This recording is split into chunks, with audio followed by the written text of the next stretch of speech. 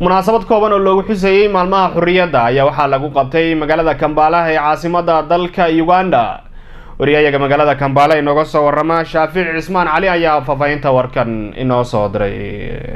26 Juun waa maalin ku weyn qulubta ummadda Soomaaliyeed maadaama gobolada waqooyi ay xurnimada ka qaateen gumeystihii Ingiriiska sidoo kalena kooda Luulyo ee la midoobeen gobolada waqooyi.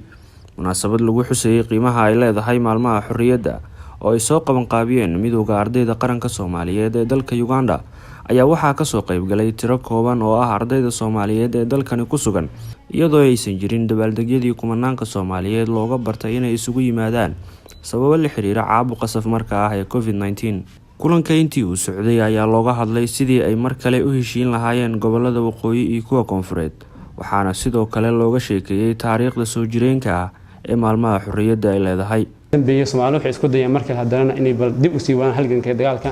waxayna ku soo kordhiyeen markaas qaab siyaasadeed in loo adeegsado oo dagaalkii laga dhigo bal qaab siyaasadeed maadaama adduunyada markaas wadamo badan ay soo kordhayeen ahayd in qaab xisbiyada la sameeyo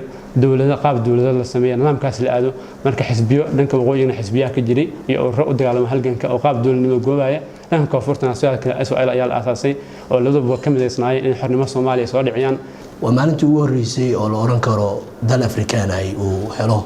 xorriyad oo ay yareyd mararkaas dalal badan inay qaataan ama xor ay noqdaan. 26 Juun oo maanta oo kale ah waxay Soomaaliya ka qaadatay xorriyad siiba gobolada waqooyi ee Soomaaliya isticmaalka Ingiriiska oo iyadoo markaas qaybaha koonfureed ee Soomaaliya aysan wali helin oo ay heli doonaan 4 maalmood kadib kooda Luulyo ayaguna ay heleen. sidaan wada ogsoon tihiin walaalayaal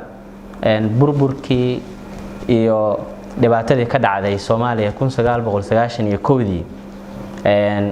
waxay meesha ka saartay in Soomaaliya ay kala irdoobaan. Soomaaliya hal mid ayay isku ahaan jirtay laakiin taas waxaa moodaa xogaa yar caqabada inay ku imaatay ayadoo ay ka faa'iideysanayaan walaalaha waqooyiga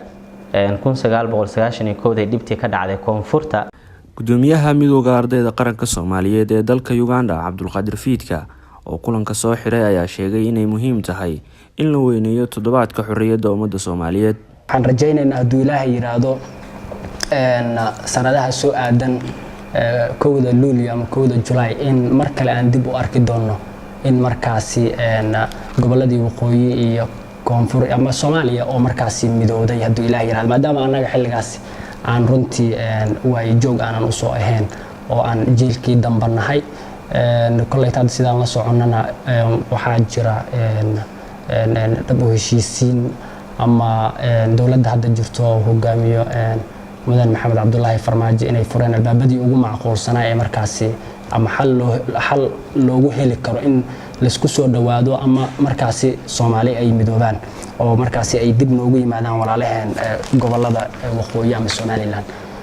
insha Allah marka muhiimadeenu waxa waaye maadaama xaaladda COVID-19 lagu jiro oo de munaasabadihii waaweyn ee naga mudnaayeen toddobaadkan xurriyadda aanan sameyn karin inaan ugu yaraan si kooban aan waxa weeyaan maalmaheena markaasi aan weyneysano aan u xusno maadaama Uganda ay ka mid tahay wadamada jaalidaha Soomaaliyeed ay ku xooggan yihiin ay joogaan. insha Allah ka arday ahaan mar walba diyaar ah u nahay maalmaheena qarannimadeena ku weyn inaan runtii si kastoo ay tahay baan xasuusnaan insha Allah. sanadkan 2020 ayaa maalmaha xurriyadda ku soo aadaya xilli uu caabuqa COVID-19 saameeyay isu socodkii dunida iyo isu imaatinkii bulshada taasi oo dhalisay in maalmaha xurriyadda Soomaaliya si kooban looga xuso wadamo badan oo ka baxsan Soomaaliya sida dalkan Uganda oo ay ku sugan yihiin Soomaali fara badan. Shaafic Cismaan Cali, Somali Cable TV, Kampala.